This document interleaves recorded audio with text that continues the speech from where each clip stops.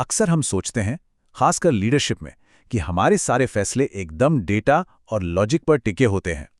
पर क्या कभी सोचा है कि हमारे सबसे बड़े, सबसे विनाशकारी फैसले असल में हमारी ही छिपी हुई भावनाओं का नतीजा हो सकते हैं? आज हम बात करेंगे अतार्किकता के इसी नियम की। एक ऐसा नियम जो बड़े बड़े साम्राज्यों और यहां तक कि कंपनियों तक को डुबो सकता है। प्राचीन एथेंस के एक बहुत महान नेता थे पेरिक्लीस, और उन्होंने ये बात सदियों पहले ही समझ ली थी। उन्हें बाहरी दुश्मनों से ज्यादा डर अपनी ही गलतियों से लगता था। ये एक बहुत बड़ा सबक है कि सबसे बड़ा खतरा अक्सर बोर्डरूम के अंदर या हमारे अपने दिमाग में ही छिपा होता है। और इसी को कहते हैं अतार्किकता का नियम। ये हमारे अंदर का वो संघर्ष है जहां इमोशंस हमारी लॉजिकल सोच पर हावी हो जाते हैं। ये हमें हकीकत से एकदम दूर ले जाते हैं और गलत फैसलों की तरफ धकेल देते हैं, फिर चाहे वो हमारी अपनी जिंदगी में हो या फिर किसी $multi-million प्रोजेक्ट में। इस बात को और गहराई से समझने के लिए चलिए टाइम में पीछे चलते हैं, प्राचीन एथेंस, और मिलते हैं पेरिक्लीस से। वो एक ऐसे लीडर थे जो भावनाओं के शोर में भी एकदम ठंडे दिमाग से फैसले लेने की कला जानते थे। एक ऐसी खूबी जो उस जमाने में मिलना बहुत मुश्किल था। देखिए, पेरिक्लीस अपने जमाने के लीडरों से बिल्कुल अलग थे। मतलब जहां दूसरे नेता क्या करते थे, बड़े बड़े नाटकीय भाषण, हाई रिस्क वाले फैसले, बस भीड़ को खुश करने के लिए, वहीं पेरिक्लीस का फोकस था एकदम सॉलिड तर्कों पर और रिस्क को कम से कम करने पर। उन्होंने किसी एक गुट के लिए नहीं बल्कि पूरे शहर के फायदे के बारे में सोचा। और जानते हैं, यही वो सोच थी जिसने एथेंस के गोल्डन एज की नींव रखी। उनकी स्ट्रैटेजी बिल्कुल आज के किसी भी कामयाब सीईओ की तरह थी।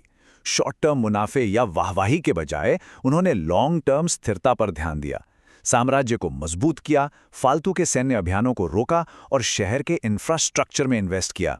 ये धैर्य और दूर की सोच का एक बेहतरीन उदाहरण था। लेकिन हर लीडर की असली परीक्षा तो मुश्किल वक्त में ही होती है। 432 ईसा पूर्व में स्पार्टा ने एथेंस को एक अल्टीमेटम दे दिया, या तो हमारी शर्तें मान लो या फिर एक भयानक युद्ध के लिए तैयार हो जाओ। ये वो पल था जहां लॉजिक की सबसे बड़ी अग्नि परीक्षा होनी थी।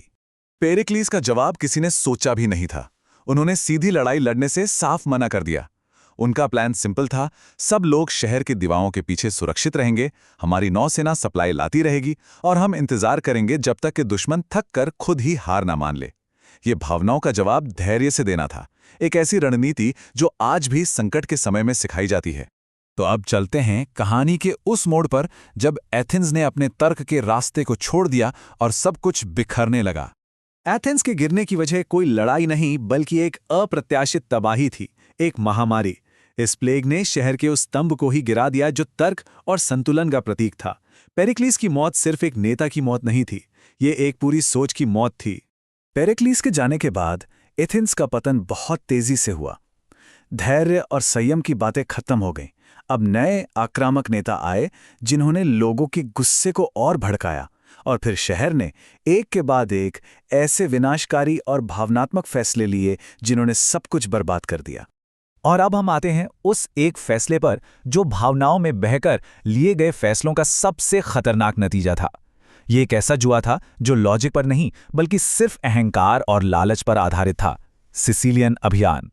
ये प्लान सुनने में बहुत ही शानदार था, एक जबरदस्त जीत, ढेर सारा पैसा और दुश्मन की कमर तोड़ने का सुनहरा मौका। इस एक आइडिया ने एथेंस के लोगों को इमोशनली पूरी तरह से अपने जाल में फंसा लिया था। और यहां पर दिमाग का एक बहुत ही खतरनाक खेल चल रहा था। इसे कहते हैं कन्फर्मेशन बायस। देखिए, कमांडर निसियास बार बार खतरों की चेतावनी दे रहे थे, लेकिन लोगों ने उनकी एक नहीं सुनी। क्यों? क्योंकि वे सिर्फ वही सुनना चाहते थे जो उनकी जीत की कहानी को सच साबित करे। और ये किसी भी टीम, किसी भी कंपनी के लिए एक बहुत बड़ी चेतावनी है। जब हम हकीकत से मुंह मोड़ लेते हैं और सिर्फ वो देखते हैं जो हम देखना चाहते हैं, तो तबाही तय होती है। उन्होंने सारी चेतावनियों को नजरअंदाज कर दिया और 100 से भी ज्यादा जहाजों का एक बहुत बड़ा बेड़ा तैयार किया जो सिसिली की ओर रवाना हो गया। सिर्फ एक भावनात्मक फैसले पर हजारों सैनिकों की जिंदगी दांव पर लगा दी गई थी। नतीजा उम्मीद से कहीं ज्यादा भयानक था। ये अभियान पूरी तरह से तबाह हो गया। लगभग हर जहाज, हर सैनिक या तो समुद्र में समा गया या दुश्मन की जमीन पर मारा गया। एक भी वापस नहीं लौटा। और इसी के साथ एथेंस का वो सुनहरा दौर, उसका स्वर्ण युग हमेशा हमेशा के लिए खत्म हो गया। ये थी अहंकार और अतार्किकता की कीमत। एक महान साम्राज्य अपनी ही भावनाओं के बोझ तले दबकर खत्म हो गया। तो चलिए इस ऐतिहासिक कहानी से आज के लीडर्स और हम सबके लिए कुछ जरूरी सबक सीखते हैं। ये हैं वो 4 इमोशनल ट्रैप जिन्होंने एथेंस को डुबो दिया। कन्फर्मेशन बायस, ग्रुप थिंक, शॉर्ट टर्म सोच और अहंकार। ये आज भी हर टीम, हर संगठन के लिए उतने ही बड़े खतरे हैं। इन गलतियों को अपने फैसलों में पहचानना ही एक तर्कसंगत लीडर बनने की तरफ पहला कदम है। तो सवाल ये है कि हम एथेंस जैसी गलतियां करने से कैसे बच सकते हैं। इसके 3 आसान कदम हैं। पहला, अपने इमोशनल बायस को पहचानिए। दूसरा, उन चीजों से सावधान रहिए जो भावनाओं को भड़काती हैं, जैसे ग्रुप प्रेशर या जरूरत से ज्यादा कॉन्फिडेंस। और तीसरा, एक निष्पक्ष लॉन्ग टर्म नजरिया अपनाइए, बिल्कुल पेरिक्लिस की तरह। ये अपनी भावनाओं पर काबू पाने की कला है। तो आखिर में हर लीडर के लिए एक ही सवाल बचता है, एक ऐसा सवाल जो उन्हें खुद से पूछना ही चाहिए। हमारी जो रणनीति है, क्या वो सच में हकीकत पर आधारित है या सिर्फ उस पर जिसे हम सच मानना चाहते हैं? यकीन मानिए, इसी एक सवाल का जवाब एक महान लीडर और एक दुखद कहानी के बीच का फासला तय करता है।